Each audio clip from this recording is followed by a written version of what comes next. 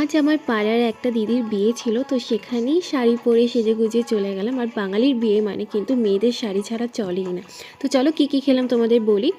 ফার্স্টেই খেয়েছিলাম হচ্ছে মশালা চায়, তারপর ছিল হচ্ছে চিকেন ড্র্যাগন ফ্রাই, ভীষণ ভালো ছিল।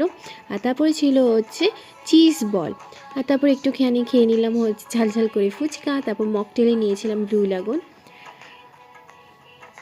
তারপর এই দেখো যাদের বিয়ে হচ্ছে তাদের তখন শুভ দৃষ্টি হচ্ছিল, খুব সুন্দর লাগছিল। তারপর চলে আসলাম মেন কোর্সে ফার্স্টেই ছিল অনেক রকম স্যালাড আর অনেক রকম পাস্তার অপশান ছিল। তার থেকে একটুখানি পাস্তা আর স্যালাড নিয়েছিলাম। তারপর ছিল কড়াইশুঁটির কচুরি, আচারি, আলুর দম, তারপর ছিল প্রন ফ্রাই, তারপর প্লেন রাইস আর গন্ধরাজ ভেটকি, তারপর ছিল হচ্ছে মাটন বিরিয়ানি, যেটা অসাধারণ হয়েছিল। তারপর ডেজার্টে ছিল চাটনি, পাঁপড়, সন্দেশ আর রসমলাই, যেইগুলো প্রত্যেকটাই খুব ভালো ছিল। তারপর একটুখানি আইসক্রিম নিয়ে নিলাম।